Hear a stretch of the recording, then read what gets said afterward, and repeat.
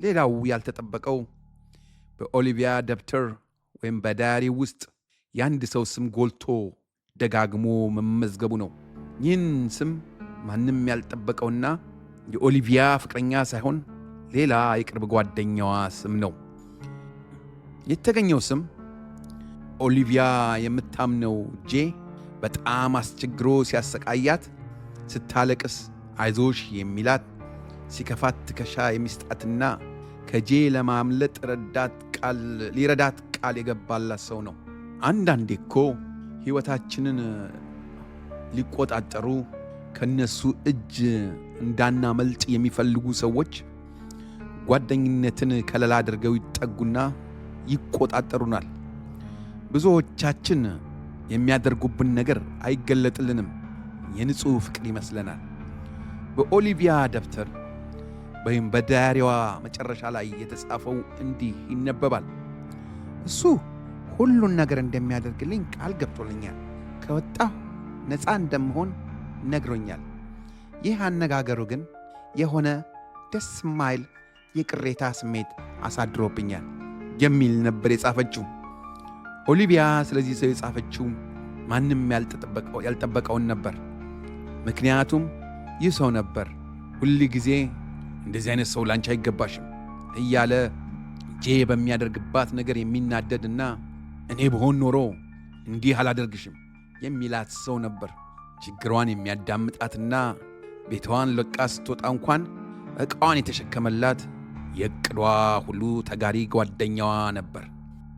የዚህ ደብተር መገኘት ፖሊስ ነገሩን ሰፋ አድርጎ ጓደኛዋ ላይ ትኩረት እንዲያደርግ አደረገው። ስለ አጠፋፏ ግን ሁሉንም ጥያቄ አልመለሰላቸውም። መርማሪዎቹ በዳያሪው የተነሳውን ስም ለምርመራ ትኩረት ከሚደረግባቸው ሰዎች አንዱ አድርገው ይዘው በጭንቅላታቸው ኦሊቪያ በጠፋችበት ምሽት በሄደችባቸውን መንገዶች በአንድ ማጥናት ጀመሩ። ይህንንም በሚያደርጉበት ሰዓት ኦሊቪያ ባለፈችበት መንገድ የጋዝ ማደያ እንዳለ ተረዱ። ጋዝ ማደያው በአጋጣሚ ካሜራ ነበረው። ፖሊሶቹም በጋዝ ማደያው የተቀረጹትን ምስሎች ኦሊቪያ ባለፈችበት ሰዓት የነበሩትን ማየት ጀመሩ። ዕድለኞች ሆኑና በጠፋችበት ምሽት ወደ ጋዝ ማደያው ስትገባ የሚያሳየውን ምስል አገኙት። ምስሉ ላይ ኦሊቪያ ብቻዋን እንዳልነበረች ያሳያል። አብሯት የነበረ ሰው ይህ የምታምነው ጓደኛዋ ነበር።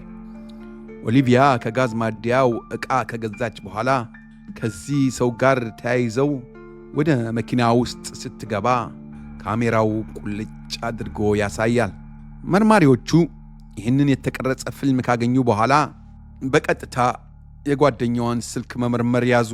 በቴክኖሎጂ ተጠቅመው የኦሊቪያና የዚህ ጓደኛዋ ስልክ አንድ ላይ ሆነው ቦርሳዋ ከተገኘበት ቦታ ከተጓዙ በኋላ የጓደኛዋ ስልክ ለብቻው ከ2 ሰዓት ወደ ራሱ ቤት ሲመለስ የእሷ ስልክ ግን ቦርሳ ይተጣል።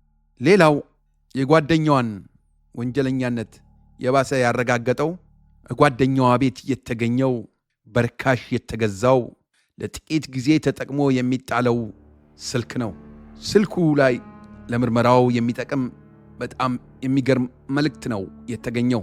እንዲህም ይላል። ስልኩ ላይ የተገኘው የአንድ ሰው ቁጥር ብቻ ነበር፣ እሱም የኦሊቪያ ነበር።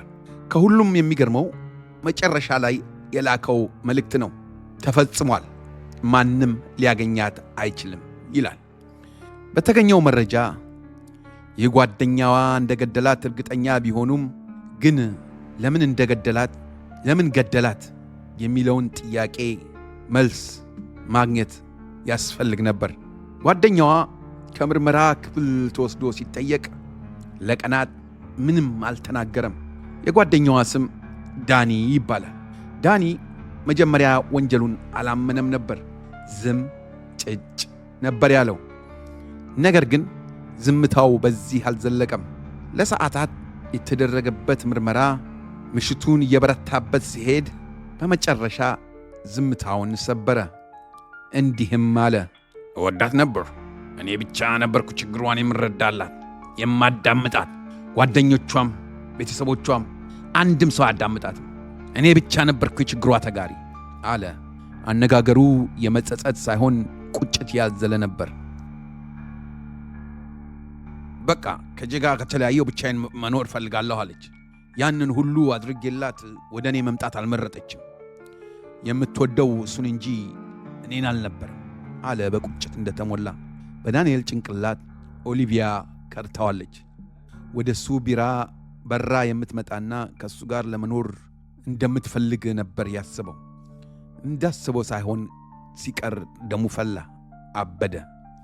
በጠፋችበት ምሽትም የሚረዳት መስሎ ለጊዜው የምትደበቂበት ቦታ አዘጋጅልሻለሁ ብሎ ከጫካው ውስጥ ካለ ቦታ ለጊዜው የምትደበቂበት ቤት አዘጋጅሻለሁ ብሎ አታሎ ከጫካው ገብተው ጥቂት እንደተጓዙ ያልጠረጠረችውን ኦሊቪያን ሳታስብ ከኋላ ገመዷ አንገቷ ላይ በማሰር አነቃት። ያነቃት ቦታ ጭር ያለ ሰው የማይደርስበት፣ ካሜራ የሌለበት፣ የስልክ ጥሪ እንኳን የማይደርስበት ነበር። ቦርሳዋንና ዲያሪዋን የቀን ውሎ የምትመዘግብበትን ደብተር በችኮላ ደንግጦ አፈር አለባብሶ ሲሄድ ማንም ሰው ያገኘዋል ብሎ አልጠረጠረም ነበር። ይህ ሁሉ መረጃ ከተገኘበት በኋላ ገዳይ እሱ በመሆኑ ዳንኤል ፍርድ ቤት ቀረበ። ፍርዱ ዳንኤል ከዚህ በፊት የሠራው ወንጀል ያለመኖሩ ሲታወቅ ብዙ ሰው ነበር የገረመው። ወንጀል የሚባል በሕይወቱ ሰርቶ አያውቅም። የትራፊክ ትኬት እንኳን ብዙ የለበትም። ለዚህም ነው ከባድ ወንጀል ይሠራል ተብሎ ያልተጠረጠረው። ነገር ግን ወንጀሉን ስለመፈጸሙ ምንም የሚያጠራጥር ነገር አልነበረም። የራሱን ኑዛዜ ጨምሮ ስልኩ ላይ የተገኙ መልእክት፣ የስልኩ የኦሊቪያ ግማሽ የጆሮ ሐብል ቤት ውስጥ መገኘቱ፣ የስልኩ መልእክት እሱ ወንጀሉን ለመስራቱና ፍርድ ቤቱ ለመፍረድ በቂ ማስረጃ በመሆኑ ዳንኤል በመጨረሻ ተፈረደበት። የሠራውም ወንጀል ከባድ ስለነበረ ዳኛው ዕድሜ ይፍታህ ያላመክሮ ፈረዱበት። ዳኛው ፍርዱን በሰጡበት ሰዓት እንዲህ ያለ ወንጀል እንዲህ ያሉ። ዳኛው የፍርዱን በሰጡበት ሰዓት እንዲህ አሉ። እንዲህ ያለ ወንጀል ፍቅር የያዘው ሰው የሚያደርገው ሳይሆን ሰውን እንደ ግል ንብረቱ በሚቆጥር ለራሱ ብቻ ፍቅር ባለው ሰው የተፈጸመ አሰቃቂ ወንጀል ነው አሉ። It's not a crime of passion. This is a crime of possession አሉ። የኦሊቪያ ቤተሰቦች ፍርዱ ሲፈረድ ፍርድ ቤት ነበሩ። የፍርድ ውሳኔ ሲሰጥም በደስታ አላጨበጨቡም ወይም አላለቀሱም። አንገታቸውን ደፍተው ይህ ነው የማይባል ሐዘን ተሸክመው ዝም ነው ያሉት። ምክንያቱም ይህ ፍርድ ወንጀለኛ ሊቀጣ ቢችልም የዛችን ነፃነት የተጠማች ተወዳጅና ብዙ ሕይወት የሚቀራት ኦሊቪያን ነፍስ ሊመልስ አልቻለም። ሊመልስ አይችልም። ተፈጸመ።